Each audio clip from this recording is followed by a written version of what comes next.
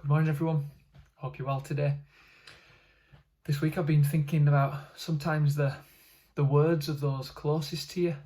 They can be amazing, but equally sometimes they can be the ones that maybe demotivate you and could potentially discourage you and hurt you and upset you. And today's devotion, it's just about being sure in your motives and your intentions. And if you know what your motivations are, then that's what matters the most. So we're going to take a quick look at 1 Samuel 17 verse 28 to 31. It's the story of David and Goliath, but it's not the action part. It's the bit that comes a bit before it, which is maybe more important. It says in verse 28, when Eliab, David's oldest brother, heard him speaking with the men, he burned with anger at him and asked, "Why have you come down here? And with whom did you leave those few sheep in the wilderness? I know how conceited you are and how wicked your heart is. You came down only to watch the battle." "Now what have I done?" said David. "Can't I even speak?" He then turned away to someone else and brought up the same matter, and the men answered him as before.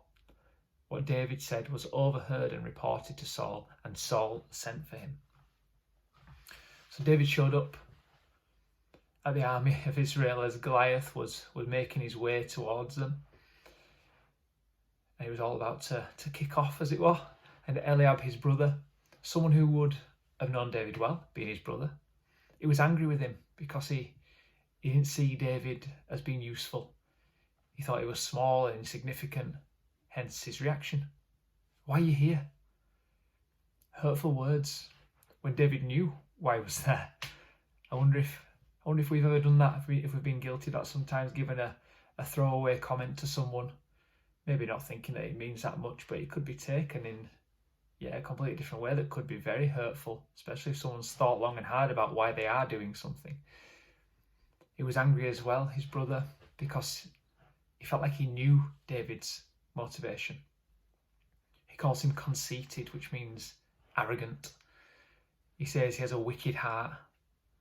Again, I wonder, as ourselves, have we ever thought that we maybe in a more of a judging way, we feel like we know someone's motivations as to why they're doing something, when we don't in reality, do we?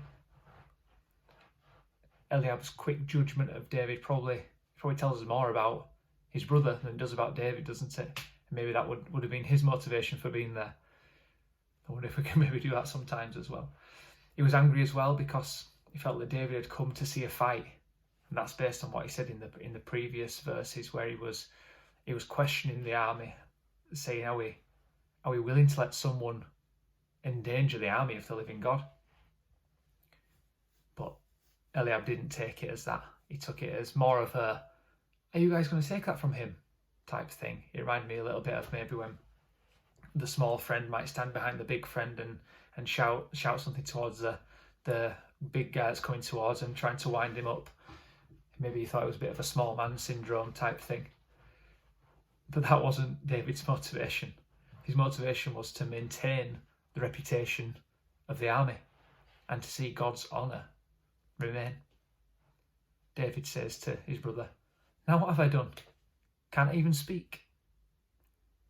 I'm sure what his brother said in front of the soldiers, it would have hurt him. But he wasn't bothered about his own success or his own glory. His motivation was to see the Lord's glory, God's glory.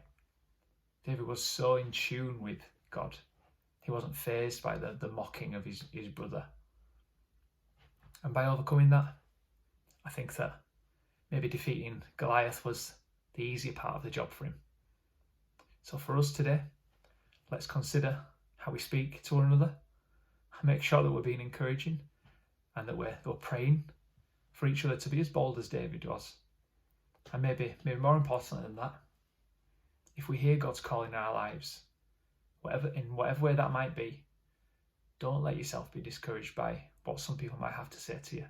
Stay focused, stay in tune with God, and know that with that, you can overcome the biggest of challenges. Have a great day.